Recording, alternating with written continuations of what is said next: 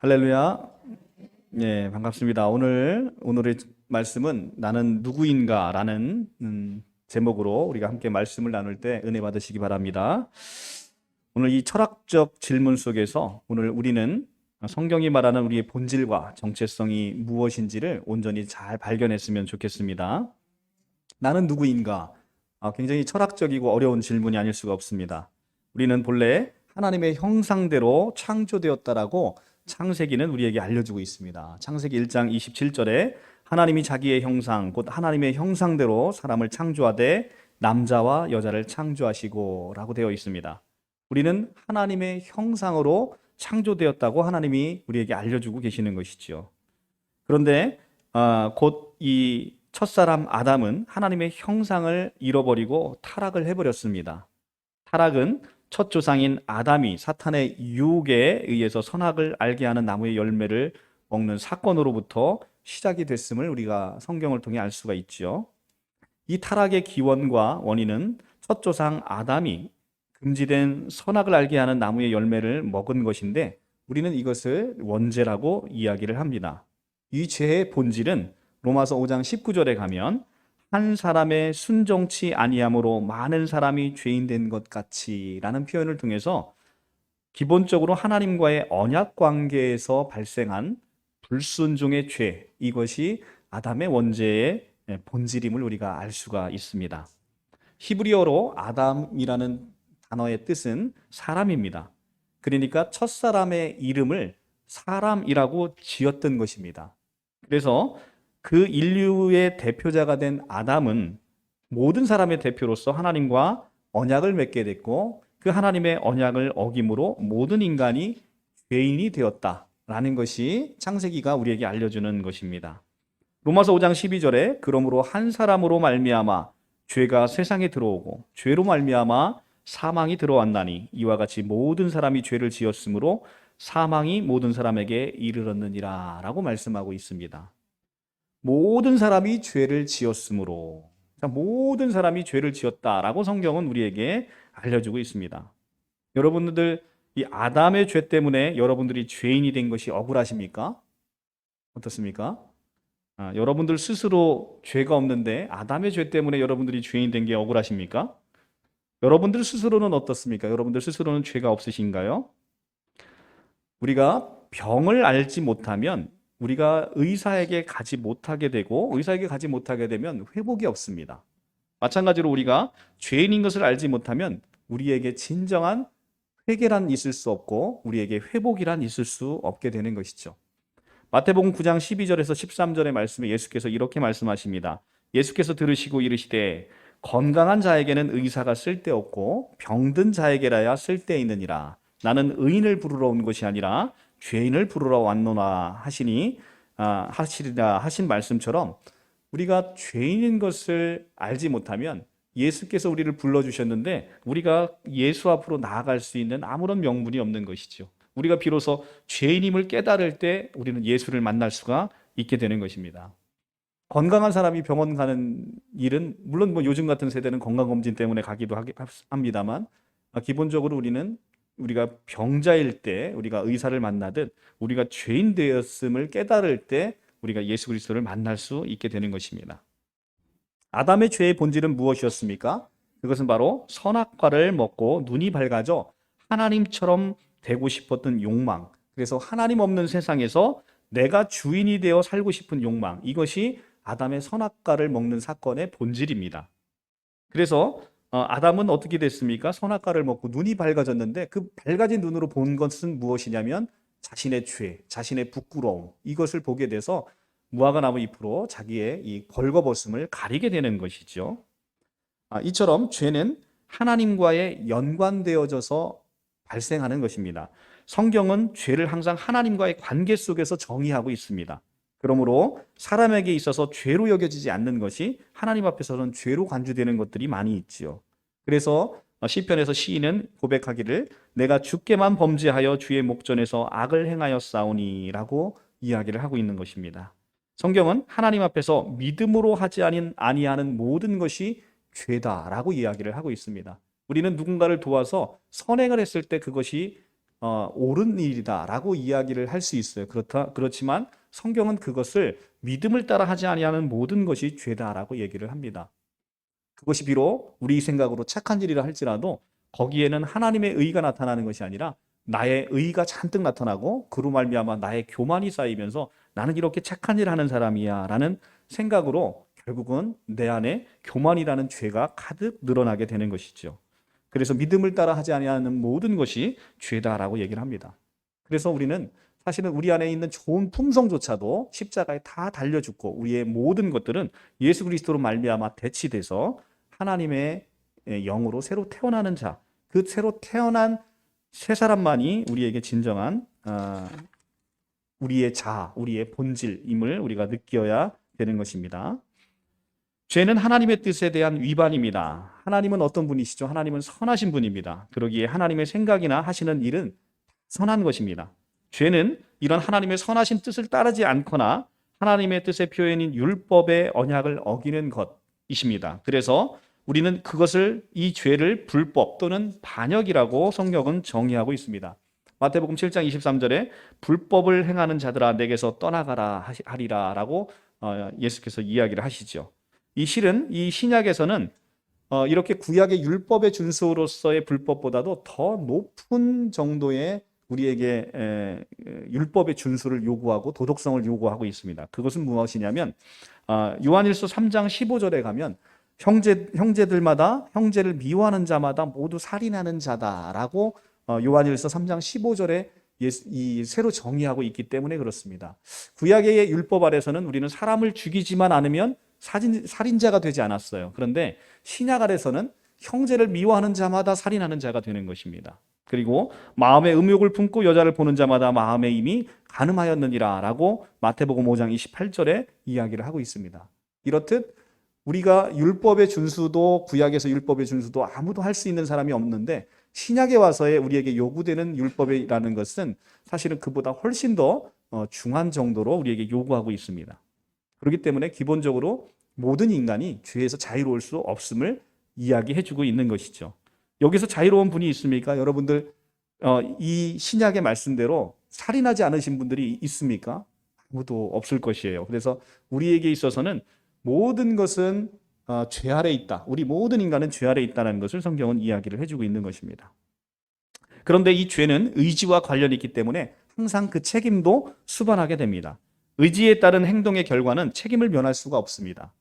사업을 게을리하게 되면 부도가 나는 건 당연한 이치인 것이고 공부해야 되는 학생이 공부를 하지 못하면 성적이 나쁘게 받는 건 당연한 이치입니다. 그래서 죄를 진 자가 책임을 져야 되는 건 너무나 당연한 인과 법칙인 것이죠. 그것은 죄에 대한 책임은 바로 죽음이다라고 얘기를 합니다. 죄의 삭은 사망이다. 로마서 6장 23절의 말씀이죠. 여기서 죄로 말미암는 사망이라는 것은 단지 육체적인 사망만을 의미하지는 않습니다. 성경에서 이야기하는 사망이라는 것은 세 가지 의미가 있는데 첫째는 영혼이 육체와 분리되는 사망. 우리 이 육체적 사망은 우리가 이제 나이가 들어서 죽게 되는 그 사망을 이야기하는 것이고요. 또 하나는 하나님과의 영적인 교통이 단절되는 영적인 사망을 이야기를 하고 있습니다. 그리고 또 하나의 사망은 영원한 하나님의 나라에 내어 쫓겨서 지옥의 고통 속에 슬피 울며 이를 가는 영원한 사망. 그러니까 육적인 사망과 영적인 사망과 영원한 사망. 이 세 가지를 성경은 이야기를 하고 있습니다. 이 죄의 책임으로서의 사망은 이 세 가지를 모두를 포함하게 되는 것입니다. 그래서 사망 가운데 있는 사람은 생명 대신 하나님을 보지 못하게 되는 것이죠. 죄에는 중간치가 없습니다. 죄이면서 동시에 죄가 아닌 것 또는 죄도 선도 아닌 중간적인 것은 있을 수 없다는 것입니다. 죄가 아니면 곧 선입니다. 마치 천국과 지옥 사이에 중립적인 지역이 없는 것과 똑같습니다. 천국을 가든 지옥을 가든 둘 중에 하나인 것이지 우리가 그 가운데에는 중립지역은 없다는 것입니다. 빛과 어둠 속에 중간치가 있을 수 없듯 빛은 어둠을 내몰죠. 그래서 빛이 있든 어둠이 있든 있는 것입니다. 빛이 있으면 어둠은 사라지고 마는 것입니다. 다시 한번 여러분들에게 물어보겠습니다. 여러분들은 죄인이십니까? 대답을 안 하시죠? 여러분들은 예수를 믿지 못하는 사람들은 이 물음에서부터 자신이 죄임을 깨닫지 못하는 사람이에요. 그래서 죄인임을 깨닫지 못하는 사람은 예수에게 나올 수 있는 가능성이 거의 없습니다. 여러분들 특별히 이제 주변에서 자기 자신의 힘을 믿고 사는 사람, 나는 나를 믿지 아무도 못 믿는다라고 이야기하시는 분에게 여러분들이 가서 한번 그분에게 물어보십시오. 당신은 죄인이십니까? 이렇게 한번 물어보시면요, 여러분들 아마 귓부라지를 한 대 얻어맞을 수도 있을 것입니다.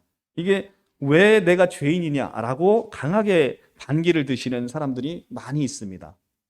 그것이 바로 사람들 마음에 있는 강팍함인 것이죠. 죄인인 자신이 죄인인지 알지 못하는 것, 이것이 바로 옛사람의 아담 아래에 있는 우리의 죄성이라는 것이죠. 죄인이면서도 죄인인지 알지 못하는 것, 이것이 가장 우리에게 소망 없게 만드는 것입니다. 병이 있는 사람이 병을 알면 병을 치유할 수 있는 방법이 생기는 것이죠. 그런데 그 병이 있는지를 알지 못하면 그 병으로 인해서 그냥 끝내 소망 없이 죽게 되는 육체적 사망을 겪게 되는 것과 마찬가지입니다. 그래서 우리는 죄인임을 알 때 우리에게는 비로소 소망이 생기는 것입니다. 이 죄의 종류는 원죄와 자범죄로 이루어졌다라고 이야기합니다. 원죄라는 것은 성경은 의인은 없나니 하나도 없으며, 오늘 본문이죠. 깨닫는 자도 없고 하나님을 찾는 자도 없고 다 치우쳐 한 가지로 무익하게 되고 선을 행하는 자가 없나니 하나도 없다라는 이 로마서의 말씀처럼 바로 사람은 모두가 죄인이다라고 할 때 그것의 원뿌리는 바로 이 원죄로부터 비롯되는 것입니다. 왜 한 사람 예외 없이 모두가 죄를 범하게 되는 것일까요? 그것은 바로 사람들에게 본성적으로 이 아담의 죄에 쓴뿌리가 있기 때문에 그렇습니다. 우리는 이 쓴뿌리를 원죄라고 부릅니다. 이 죄를 원죄라고 부르는 이유는 이 죄는 우리들 각자가 범한 죄 때문이 아니라 인류의 대표인 아담이 우리를 대표하여 지은 범죄가 우리에게 유전되어 온 것입니다. 아담은 인류의 조상이자 대표입니다. 그러므로 아담의 죄는 온 인류에게 악영향을 미쳐서 모든 사람들로 하여금 죄를 범하게 만드는 그 죄의 본성의 쓴뿌리를 우리에게 전해주게 되는 것이죠. 자범죄는 그로 말미암아 우리 모든이 개인적으로 짓는 죄를 이야기를 하게 되는 것입니다. 인간은 이 궁극적으로 이 죄로 말미암아 비참한 결과에 빠지게 됩니다. 비참한 상태와 모습은 하나님이 주신 본래의 형상의 모습을 잃고 하나님과의 교제를 끝나버리게 만드는 것이죠. 그래서 첫사람 아담은 이제 하나님이 없는 세상에서 자신이 주인이 돼서 평생 수고해야만 땅의 소산을 먹게 되는 처지로 놓이게 되는 것이 창세기 3장이 우리에게 알려주는 바입니다. 그리고 에덴 동산에 쫓겨나게 되고 생명나무의 접근이 차단이 됐지요. 자, 죄를 지은 아담이 하나님께서 찾아오실 때 어떻게 했습니까? 하나님의 낯을 피하여 숨어버렸습니다. 이것이 가장 심각한 문제입니다.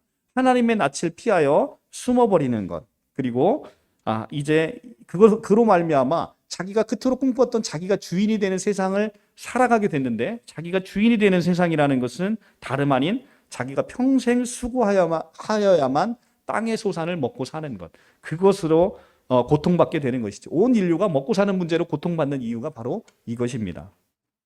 이것이 바로 타락과 죄와 영적 죽음의 본질입니다. 이 죄책과 오염과 관련된 인간의 죽음에 대한 본질은 단순히 육신적인 죽음이 아니라 하나님께 정죄된 영적인 죽음이다라고 이렇게 소개를 하고 있습니다. 그리고 이 죄는 바로 원죄 때문에 한 사람으로 말미암아 죄가 세상에 들어오고 죄로 말미암아 사망이 들어온 것처럼 모든 사람이 그것으로부터 아담의 죄를 물려받아서 사망에 이르게 되는 이제 형벌에 처해지게 되는 것이죠. 그래서 우리 모두는 죄인이고 이제 우리 모두는 정죄를 받아 영원히 지옥의 벌을 받아야 되는 운명에 처해져 있다는 것입니다. 이것은 여러분들이 인정하든 인정하지 않든 우리에게 주어진 운명 같은 거라는 거예요. 이것이 바로 전 인류가 타락한 보편적인 타락이라고 이야기를 하고 있는 것입니다. 이 전가된 교리는 죄론에서 죄책의 전가와만 이야기하는 것이 아니라 나중에 구원론에 가게 되면 예수 그리스도의 의가 우리에게 전가되는 그런 원리로 우리에게 작동을 합니다. 한 사람의 범죄로 말미암아 모든 사람이 죄인 된 것 같이 한 사람의 의로운 행위로 말미암아 그분이 갖고 있는 모든 것을 우리가 전가받는 것, 이것을 우리는 전가된 의라고 얘기하는 거예요. 나에게는 어떤 의가 없어요. 나에게 가지고 있는 의는 누가 주신 겁니까? 예수께서 가지고 오셔서 우리에게 주신 거예요. 그러니까 예수께서는 태어나면 아기 예수인 채로 우리의 죄를 용서하기 위해서 십자가에 달려 죽으시면 우리의 죄가 용서받을 수 있을 거예요. 그런데 예수께서 태어나자마자 바로 죽지 않으시고 33년의 온전에 순종한 삶을 사셔야 되는 이유가 뭐예요? 바로 한 사람을 대표해서 아담이 불순종했듯 한 사람을 대표해서 새 아담이신 예수 그리스도께서 온 인류를 대표해서 하나님께 만족되는, 성부 하나님께 만족되는 삶을 사셔야 했기 때문에 33년의 삶을 사신 거예요. 그것은 우리를 대표한 삶이고 우리를 대표한 삶으로 말미암아 그분의 의가 성취됨으로 우리는 그 의를 받아서 마침내 하나님께 의롭다함을 얻을 수 있는 것을 받게 되는 것입니다. 그러니까 우리가 한 사람 아담의 죄 때문에 우리가 죄인 되었다 그러면 분개를 하죠. 이놈의 아담을 내가 보면 내가 가만두지 않으리라. 그런데 이 아담뿐만 아니라 새 아담이신 예수 그리스도가 오셔서 한 사람의 순종으로 말미암아 나는 육신으로 늘 우리가 하는 것은 범죄함밖에 없는데 그래서 우리가 십자가에 달려 죽을 수밖에 없는 죄인이 되었는데 한 사람의 의로운 행위로 말미암아 그것이 내 것이 됐다라는 것이 바로 복음인 것입니다. 그로 말미암아 예수 그리스도로 말미암아 이제 우리가 의인이 되었다는 것입니다. 아담이 인류를 대표하는 언역적인 근원이 있었기 때문에 비록 개인이 범죄하지 않을지라도 그 아담의 후손이 죄책을 지어야 하는 것처럼 이제 새로운 아담이 우리에게 오셔서 그 모든 것을 사하시고 우리에게 새로운 의를 만들어서 우리에게 선물하실 것입니다. 자, 이제 이렇게 무거운 죄의 이제 실존 안에 놓여 있는 우리 모두는 바로 옛사람으로만 살아가게 되면 우리가 새 사람으로 거듭나지 않고 옛사람으로만 살아가게 되면 바로 아담의 죄성으로 이 쓴뿌리로 인해서 날마다 죄 짓는 것 외에는 우리가 할 수 있는 게 없다는 것입니다. 그래서 이 죄값으로 인해서 우리는 이 무거운 형벌을 이제 받게 되는데 이 형벌이 얼마나 무거운지를 한번 보겠습니다. 이 죄의 형벌이 무엇이고 이 형벌이 얼마나 무섭고 두려운 것인지. 그래서 사실은 우리가 죽음 앞에 놓여 있을 때 사실 두려운 것이 바로 그것이죠. 물론 사랑하는 모든 사람들과 이별 이런 것들도 굉장히 두렵게 하는 요소이지만 또 하나의 두려움은 이제는 우리가 지은 모든 죄값을 우리가 담당해야 될 때 거기서 오는 두려움은 이루 말할 수가 없습니다. 제가 여러분에게 전에도 말씀드린 적이 있죠. 제가 형사재판을 이제 자주 가는데 저는 한 달에도 몇 번씩 형사재판 법정을 가지 않습니까? 그런데 저희 의뢰인들이 한 번 형사사건에 연루돼 있어서 법정에 가시면요. 사시나무 떨듯이 떱니다. 우리 성도님처럼 등치가 크신 분도 법정 앞에만 들어가면 가면서부터 사시나무 떨듯이 떨어요.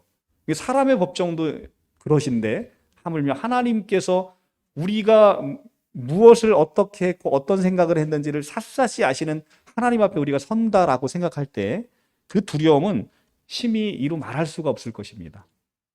그래서 성경은 이 죄가 얼마나 무서운 것인지를 거듭 강조하고 있습니다. 왜냐하면 이 죄의 심각성과 형벌의 무서움을 깨달아야만 다음에 이어지는 구원의 절대적 필요성과 예수 그리스도의 무한한 은혜를 우리가 체험할 수 있게 되는 것입니다.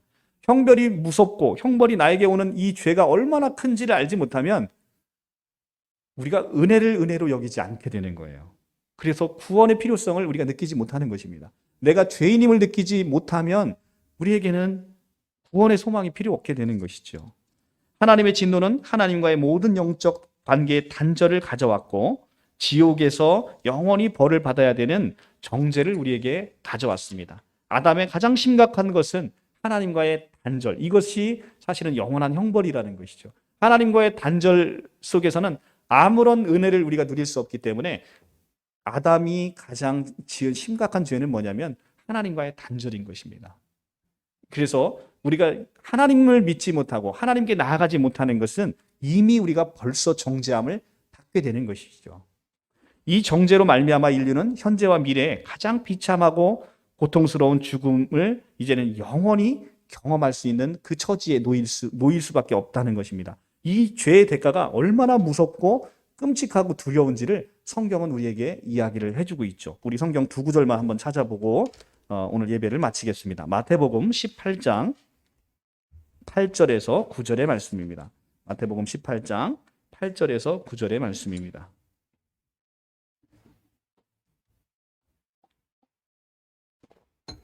마태복음 18장 8절에서 9절입니다. 신약성경 30쪽입니다. 신약성경 30쪽입니다. 신약성경 30쪽 마태복음 8장 18장 8절에서 9절 다 같이 합독하겠습니다. 시작. 만일 내 손이나 내 발이 너를 범죄하게 하거든 찍어 내버리라. 장애인이나 다리 저는 자로 영성에 들어가는 것이 두 손과 두 발을 가지고 영원한 불에 던져지는 것보다 나으니라. 만일 내 눈이 너를 범죄하게 하거든 떼어 내버리라. 한 눈으로 영생에 들어가는 것이 두 눈을 가지고 지옥불에 던져지는 것보다 나으니라. 아멘. 굉장히 무시무시한 얘기죠. 자, 그래서 아마 이 말씀대로 하면 우리의 손과 발과 눈이 지금 성한 사람이 아무도 없을 거예요. 여기는 다 손발 없이 그냥 기어서 이렇게, 저희 교회는 3층이라 엘베도 없어서 오지도 못하는 이런 사람들만 잔뜩 있을 거예요. 그런데 이제 오늘 시간에 하지는 않겠습니다만 바로 우리의 죄의 대가가 이렇게 무겁다는 거예요. 차라리 범죄할 바에는 그냥 다 잘라버리는 게 다 낫다는 거예요. 그런데 이거보다 더 심한 죄인이 바로 우리입니다. 죄인 중에 괴수가 바로 우리들이란 말이에요. 그런데도 불구하고 이 모든 죄를 사하시는 우리에게 영생의 소망, 우리 모든 죄에 대한 이 사하심, 이에 대한 소망이 이제 다음 편에 십자가의 소망편에 우리에게 주어지는 메시지입니다. 자, 오늘 또 죄에 대한 무서움에 대해서 누가복음 16장의 말씀으로 우리가 함께 보겠습니다. 누가복음 16장 19절로 31절의 말씀입니다. 누가복음 16장 19절 123쪽입니다. 신약성경 123쪽.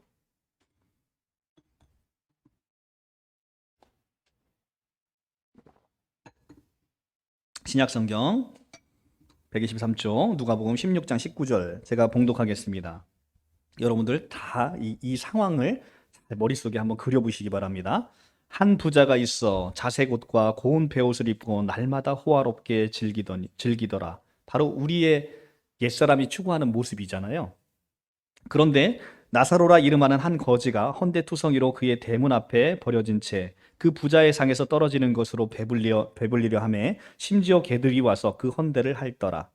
이에 그 거지가 죽어 천사에게 받들려 아브라함의 품에 들어가고 부자도 죽어 장사되매 그가 음부에서 고통 중에 눈을 들어 멀리 아브라함과 그의 품에 있는 나사로를 보고 불러 이르되 아버지 아브라함이여 나를 긍휼히 여기사 나사로를 보내어 그 손가락 끝에 물을 찍어 내 혀를 서늘하게 하소서. 내가 이 불꽃 가운데 괴로워하나이다. 아브라함이 이르되 얘 너는 살아있을 때 좋은 것을 받았고 나사로는 고난을 받았으니 이것을 기억하라. 이제 그는 여기서 위로를 받고 너는 괴로움을 받느니라.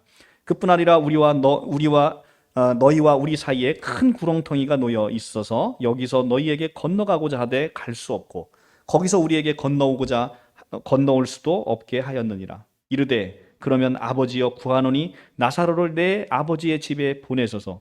내 형제 5이 있으니 그들에게 증언하게 하여 그들로 이 고통받는 곳에 오지 않게 하소서. 아브라함이 이르되 그들에게 모세와 선지자가 있으니 그들에게 들을지니라. 이르되 그렇지 아니하니이다. 아버지 아브라함이여 만일 죽은 자에게서 그들에게 가는 자가 있으면 회개하리이다. 이르되 모세와 선지자들에게 듣지 아니하면 비록 죽은 자가 가운데서 살아나는 자가 있을지라도 권함을 받지 아니하리라 하였다 하시니라. 아멘.